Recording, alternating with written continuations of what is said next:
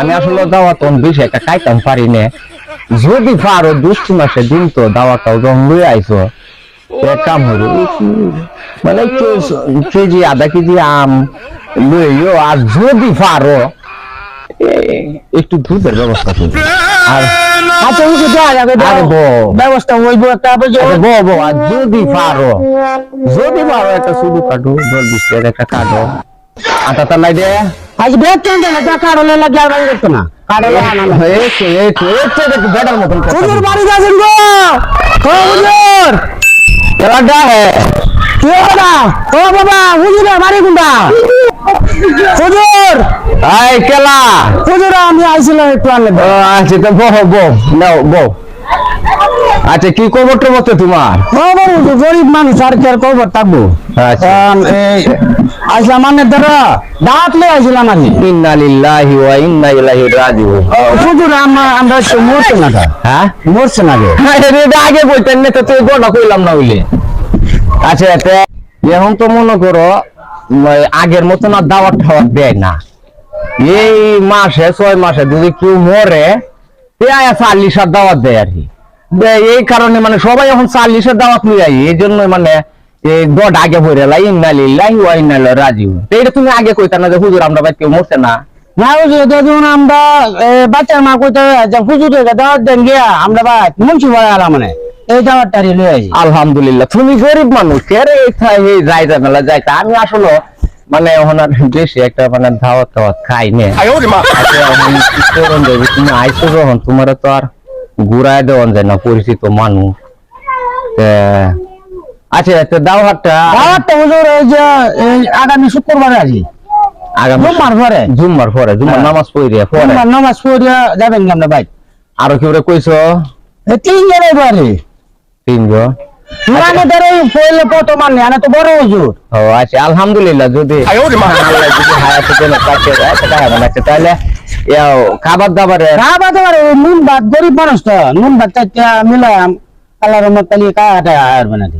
আচ্ছা আলহামদুলিল্লাহ। আচ্ছা আমি যাই আচ্ছা আচ্ছা আচ্ছা যাও। আরে ও তো তারা কিসের গরিব মানুষ তো কামে ব্যস্ত থাকি।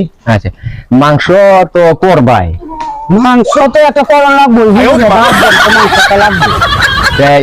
গরু হিরে বাড়াইন না, এই একটা ব্রয়লার মুরগি চুরগি লিয়ে বললাম যে আচ্ছা আলহামদুলিল্লাহ আনা মানে। ডাইলের ব্যবস্থা করছো না?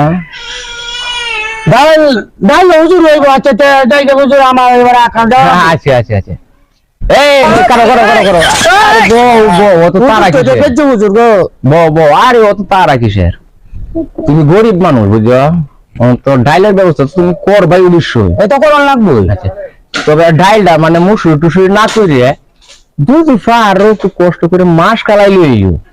হুজুর তো আর কাল কাউয়া হুজুর আর হইরো যদি পারো গরিব মানুষ। আচ্ছা এই মাস কালাই ডাইলটা যখন করিয়েই ফালবা, গরিব মানুষ কাম হইলো একটু দুধ ব্যবস্থা একটু পায়েসের ব্যবস্থা করে নেই। আচ্ছা হুজুর এটা আলহামদুলিল্লাহ হইব বুঝছো, আমি যাই আমি আর কারণে যাই আমি পারবো। আচ্ছা আচ্ছা যাও। আর ও তারা কিসের আইসো যখন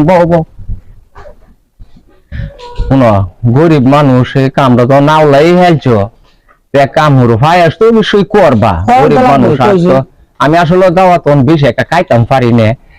যদি পারো 2 মাসের দিন তো দাওয়াতটাও যখন লই আইছো এক কাম হইলো একটু মানে কেজি আধা কেজি আম লইও, আর যদি পারো একটু দুধের ব্যবস্থা করি।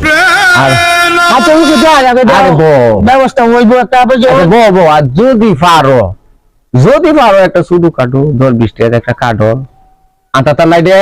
আজ বেতন দেন না, কারণে লাগি আর বাইরে করতে না। বেটার মতন কথা কইছে, গরিব মানুষ অতটা চাপ দিতে আছে। তুমি তো নাহিতিটা করছো তোমার ভাই যায় মানে তার বিষয় একটা খাইতাম পারি না।